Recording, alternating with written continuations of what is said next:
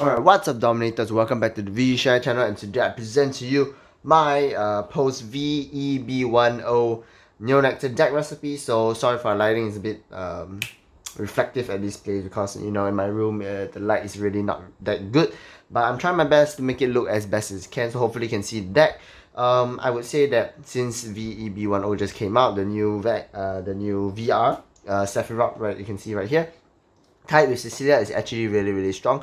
It allows you to spawn more tokens. At the same time, tokens have upgraded into a 10k base token with intercept and boost. So it's really cool to see that the deck is integrating a lot of new mechanics previously from Nectar Bloom. So yeah, so Bloom doesn't exist anymore, and we're just gonna jump right into it. So we have a full layout.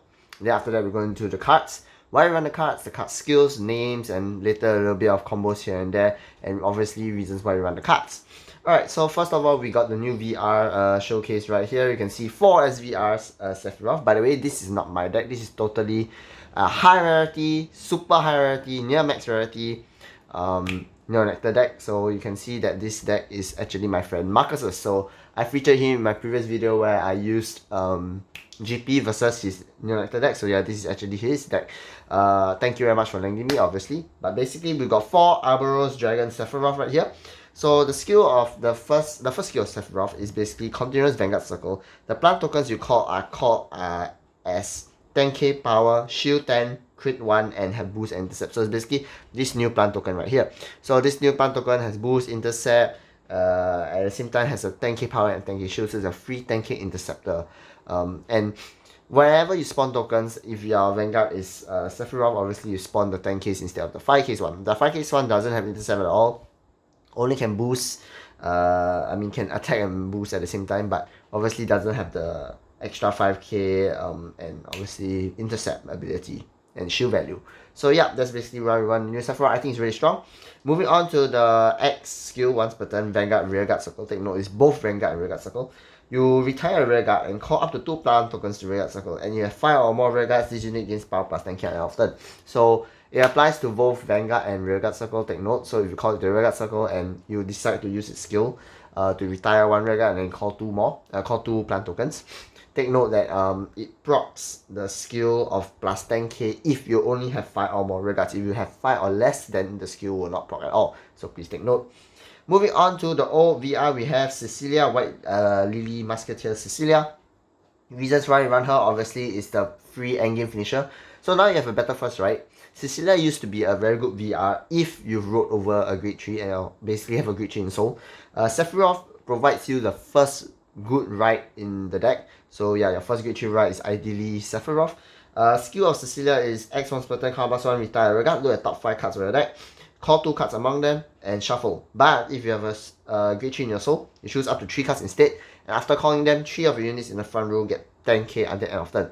So take note that if you were to retire Rearguard and call 3, if you don't have any Rearguard in the front row after using Cecilia's ability, that Rearguard in the front row doesn't gain 10, because it says that 3 units in your front row gain 10k power, so you can't give the 10k power to the back row. So ideally you want to either call units that can attack or move up either your tokens or either your grade 1s in the back row that are boosting up before using Cecilia's skill, in case you check top 5 and it's all triggers or something that you don't want to call.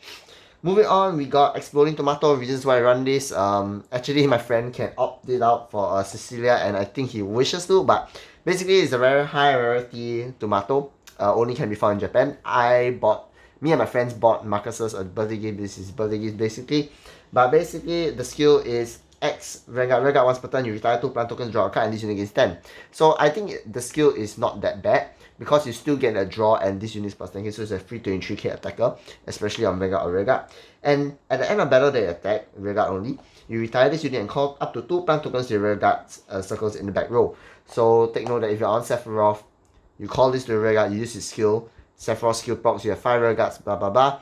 When you attack, you may retire this unit and spawn 2 more in the back row, but that's really unnecessary now that I think about it, because you already have 5 Rearguards on board. But in case you run into Cecilia, or you want to ride into any other grade 3 that you run, you don't have to ride Cecilia or Sephiroth. You can ride Tomato also, but take note that it's only a Rearguard skill. Basically, any of the grade 3s, Tomato provides you that free 2, 5k or 10k boosters depending on which Vanguard you are. and I think it's okay to run at least 1 or 2 off in deck, but ideally if you want you can switch it up for just 4 Cecilias and 4 Sephiroths, just for the more consistency wise. Alright, moving on to the grade 2s, we got 4 high rarity Pansy Musketeer Silver.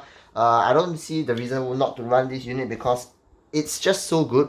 Basically, Vanguard Rearguard, when placed, you may call a plant token to Rearguard Circle. So there's a misprint there for the ORs, because the OR said that you may call a plant token to RC, but they didn't specify what plant token to call, so you can actually technically call 10k, but it's been errata to say that you only call a 5k plant token. So yeah, but because the text doesn't really say that you call a 5k base plant token, you actually can call any plant token, but it's been errata to only call 5k base plant tokens. But basically it's a free token spawner, and take note that when placed, when you call a plant token to Rearguard Circle, you are able to call over this unit itself. So let's just say you want to filter the deck, or you're on Cecilia, you have 5 Rearguards already, perfect setup, but you just want to filter the deck for more triggers, so you want to discard the normal units out from your deck. You may call Silver down, and then Silver proc skill, you call a plant token over itself and gets retired. So yes, it works that way. Moving on to the newest grade 2 we got Arboros Dragon Timber. This grade 2 double right here. Basically, Vanguard Circle, when placed, the next plant token you call this turn is regarded as a 10k plant token. So yeah, next plant token you call is 10k, and has boost and intercept, obviously, basically a new plant token. And the Rearguard skill is when placed, you may call a plant token to Rearguard Circle. So it's almost the same as Silver, but it has a better Vanguard skill in which you are able to call a 10k plant token on grade 2, which provides you the rush and intercept at the same time. The second skill of Rearguard Circle, yeah, basically Silver's on place, call plant token. If you're on Boros, you'll obviously call a 10k base plant token because Boros skill is active. Yeah, moving on, we got Gear of Oberos Oliver. Basically, reasons why you run this is a really, really good finisher, especially if you're on Cecilia. It gives 30k and 1 crit. So yeah, take note that you either activate one of the abilities only, because it's X1 per turn. Vanguard Rearguard, if your soul has 2 or more cards with Ouroboros, you cast +1 and perform one of the effects below. So take note, you must have 2 cards in your soul with Ouroboros. So if you do not have 2 cards with Ouroboros, you are unable to activate the skill. So cast +1 and perform one of the effects below. You either call 2 plant tokens to RC. So on Ouroboros, if you call 2 plant tokens, basically 2 10k plant tokens. Or you retire 2 Rearguards, and this unit gains 20k 1 crit at the end of turn. So yeah, price the pressure, a very, very good pressure, especially if you go Force 2. Cecilia, if you have a Great Chain Soul, so your front always gains 10k. Force 2 plus Cecilia, so that brings you up to 20k power. Its own skill gives you additional 20k, so it's 40k power with 4 crits swinging at you. 3 crits, sorry, not 4 crits. Its own base crit, its skill crit, and force 2 crit. So it's 3 crits swinging your opponent. Applies a lot of pressure actually, especially if your opponent wants to take damage. It's like almost the same as GBD, not Glass Buster Dragon, Gauntlet Buster Dragon. Yeah, it applies the pressure, especially if your opponent needs Counterblast, so he or she needs to think whether to take the damage. And if he or she is at 3 damage, obviously he has to guard the attack, because if you take 3 damage, you obviously lose the game and die. Alright, last but not least, we got the grade 2, super old grade 2. I call it the tree because it is a tree actually. Spiritual Tree Sage Imurisu. Reasons why I run draw power, obviously, and gives your whole column plus 5k. So Rearguard skill only when placed, you have 2 or more grade 0 Rearguards, you may count +1. Draw a card, and all units in the same column as this unit gets 5k at the end of turn. So it's basically a free plus 10k to the column. At the same time, you draw a card for 1 Counterblast cost. But take note, you have to have 2 grade 0s on the board. I think it's pretty simple, to be honest, because most of the cards here spawn tokens.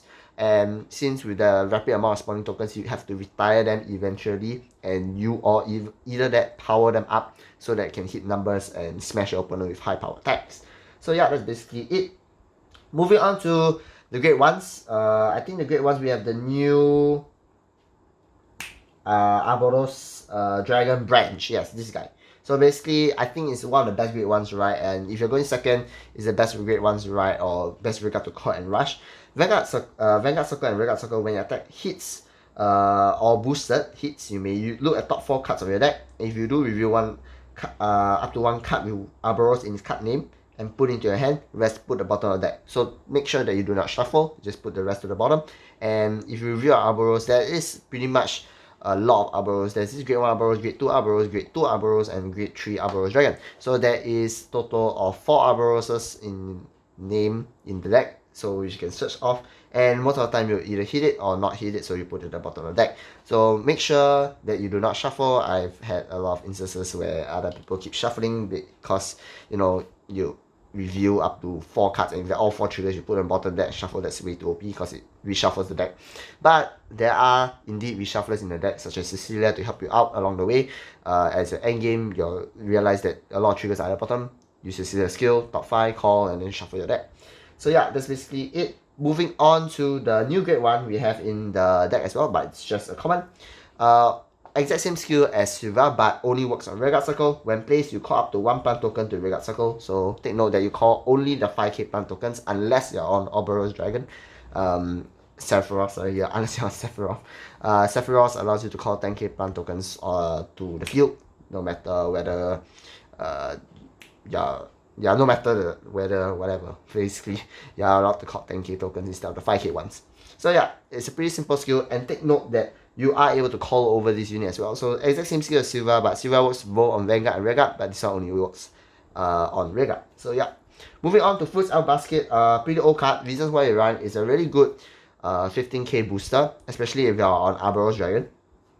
Sephiroth, no, Arboros Dragon, but basically, so plus 1 and retire this unit, X once per turn. Not X, not once per turn, but basically you're going to retire this unit.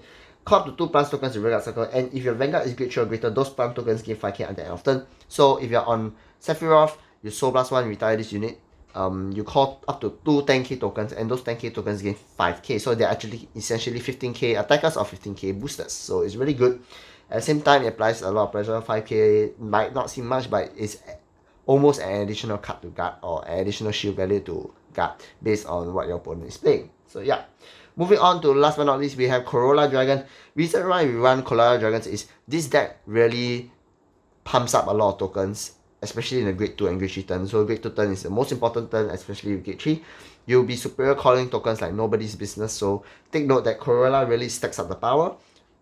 Rearguard skill, when your other Rearguard is placed by your card's ability, this unit gets 3k at the end of turn and it stacks. So whenever you superior call a token or use Cecilia's skill to superior call, it's basically giving your Corolla Dragon a lot more power and a lot more stacks. So for each card you call by a card ability, it gains 3k. If you call 6 cards, it gains 18k already. So it's a free 26k attacker or booster, which really hits high numbers. And most of the time I see this deck running Force 2. You usually don't want to run Force 1 because you really have immensely high amounts of power. Unless you're really lagging behind or you really want to pressure your opponent with more power, you run Force 1, but most of the time you run Force 2 because you already have the added power along with the inbuilt crit that Force 2 gives, which pressures your opponent to guard a lot more. Alright, moving on to the triggers. Last but not least, we have triggers. Standard, 8 crits, 4 draws, 4 heals. Draws, I don't think I have to explain why. PGs, obviously you need to run them in the deck, going against clans with high powered attacks and crits like Gauntlet Buster Dragon, you have to guard. Crits, obviously, apply more pressure with Force 2, and heals for the 6 damage heals they're gonna get, obviously, throughout the game when you're filtering the deck using Cecilia. And starter, Arboros Dragon, Ratoon, recommend you run it. Don't run the old starter because it is an Arboros in name. So, in order for you to use Oliver's skill, you need 2 Arboroses, how you say, in the card name in your soul. So yeah, that's basically it. Thank you very much, Marcus, for lending me his deck. As you can see, it looks really nice. It's really high rarity. I'm actually quite afraid to touch it, but basically, yeah, that's mine now. Yeah, I'll take it away. New Force Marcus, Nanami's Force 2 Marcus, looks really nice. And I'll be posting one last deck fight after this. It's gonna be GP versus Nectar again, but this time it's with Wilson. So yeah, look out for that video. Thank you very much for watching. This is V-EB10, and I'm out. Peace.